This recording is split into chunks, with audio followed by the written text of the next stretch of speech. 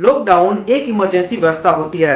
अगर किसी क्षेत्र में लॉकडाउन हो जाता है तो उस क्षेत्र के लोगों को घर से निकलने की अनुमति नहीं होती है। दोस्तों, आज मैं इस वीडियो में आप सभी को बताने वाला हूं कि लॉकडाउन क्या होता है और जनता कर्फ्यू क्या होता है, और इसके साथ साथ ये भी बताने वाला हूं कि धारा 144 क्या होता है और ये कब लागू होता है। दोस्तों, मैं हूं कुमार प्रदीप, आप लोग का बहुत बहुत स्वागत है मेरे चैनल पे। दोस्तों, अगर आप मेरे चैनल पर नए हैं तो लाइक करें, कमेंट करें, शेयर करें और सब्सक्राइब करें। चलिए दोस्तों, मैं वीडियो को स्टार्ट करता हूं। दोस्तों, वीडियो स्टार्ट करने से पहले आप लोग से एक आग्रह करता हूं कि आप लोग अपने घर में रहें। जब तक कोरोना वायरस का इन्फेक्शन है तब तक आप लोग अपने घरों में रहें, स्वस्थ रहें।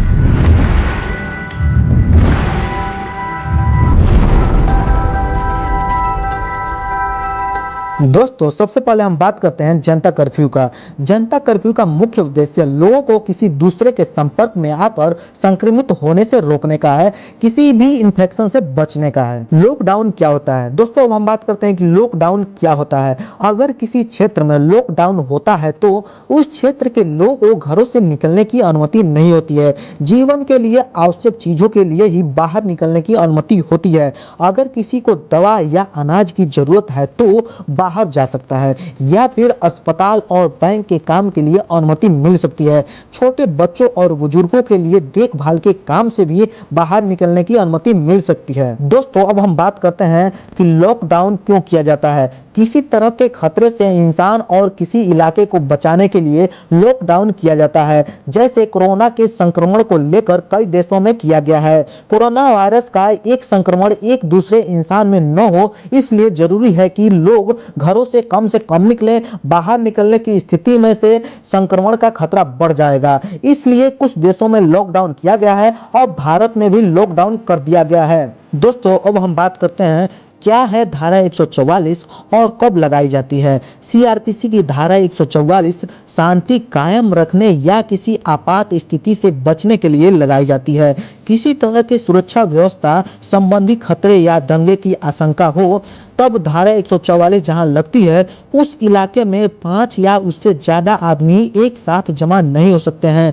धारा 144 लागू करने के लिए इलाके के जिला अधिकारी द्वारा एक नोटिफिकेशन जारी किया जाता है। धारा 144 लागू होने के बाद इंटरनेट सेवाओं को भी आम पहुंच से ठप कर दिया जा सकता है। यह धारा लागू होने के बाद उस इलाके में हथियार के ले जाने पर भी पाबंदी होती है। दोस्तों, अब हम बात करते हैं कि धारा 144 कब तक लग सकती है। धारा 144 को 2 महीनों से ज्यादा समय तक नहीं लगाया जा सकता है। अगर राज्य सरकार को लगता है कि इंसानी जीवन को खतरा टालने या फिर किसी दंगे को टालने के लिए इसकी जरूरत है तो इसकी अवधि को बढ़ाया जा सकता है, लेकिन इस स्थिति में भी धारा 144 लगने की शुरुआती तारीख से 6 महीने से ज्यादा समय तक नहीं लगाया जा सकता है। दोस्तों, अब हम बात करते हैं कि इसमें कितने साल की सजा हो सकती है।